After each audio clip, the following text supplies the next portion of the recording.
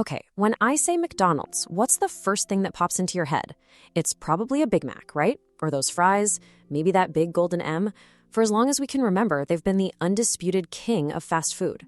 But what if I told you their massive empire wasn't actually built on burgers?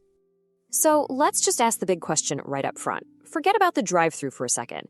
What business is this global behemoth actually in? Because the answer, you're going to find out, has almost nothing to do with food at all.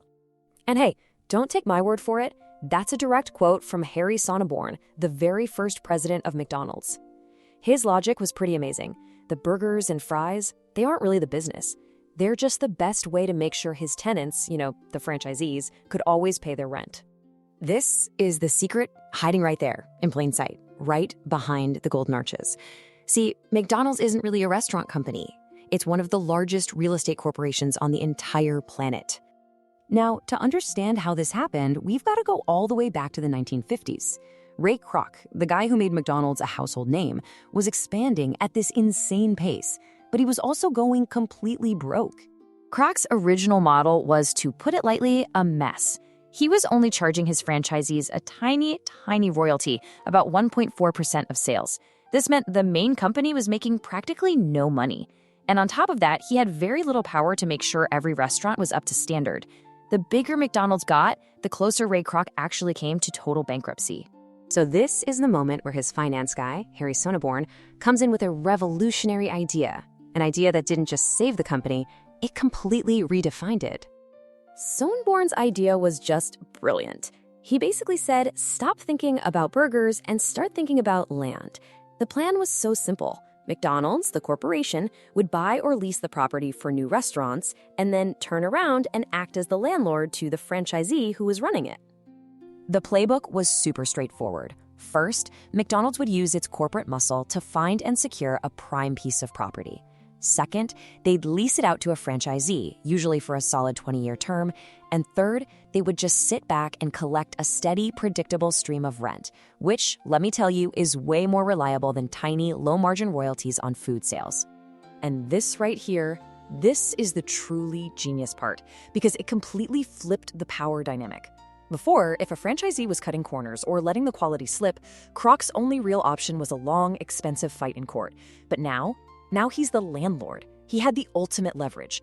If an operator wasn't meeting standards, he could just threaten to terminate their lease and kick him out. Simple as that. He wasn't just a franchisor anymore. He was their landlord, and that changed everything. So this one single change flipped the whole financial model on its head, and it laid the foundation for a global empire that wasn't built on fast food, but on property. The scale of this today is it's staggering. The land and buildings owned by McDonald's are valued at over $42 billion. That one asset, the real estate, makes up the huge majority of the company's total worth. And here's why this model is just so unbelievably powerful. Just look at these margins. For every dollar McDonald's makes from franchising, which is mostly rent and royalties, they keep about 84 cents as pure profit.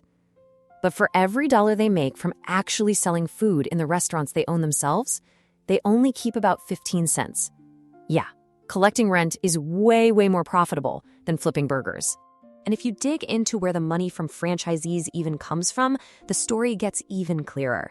Almost 2/3, 64% of all the money McDonald's collects from its operators isn't for using the brand name or for fees. Nope, it's rent. Just straight up rent for the property. Okay, let's just break down these numbers, because they're wild. Rent alone accounts for nearly 40% of the company's total revenue, and a mind-boggling 60% of its operating income. And to top it all off, they use something called triple net leases, which is just a clever way of passing costs like property taxes and building maintenance onto the franchisee. It's an incredibly stable, low-cost, high-profit machine. So, you fast forward 70 years, and this one strategy has made McDonald's not just the leader in fast food, but a true titan of global real estate. And that is not an exaggeration. By owning the land under thousands and thousands of its restaurants, McDonald's has become one of the biggest commercial landlords on earth. Period. Let's just put some numbers to that. We're talking about over 43,000 locations all over the world. 95% of them are run by franchisees, all paying rent. And here's the kicker. McDonald's corporate owns about 80% of the actual buildings and over half of the land those buildings sit on.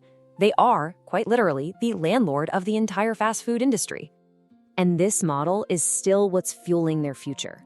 Right now, the company is in the middle of its fastest growth spurt ever, and they're aiming to hit 50,000 restaurants by 2027. And you have to remember, every single new location isn't just a new place to sell fries. It's another valuable property being added to their massive real estate portfolio. So when you really think about it, the Big Mac has always just been the bait.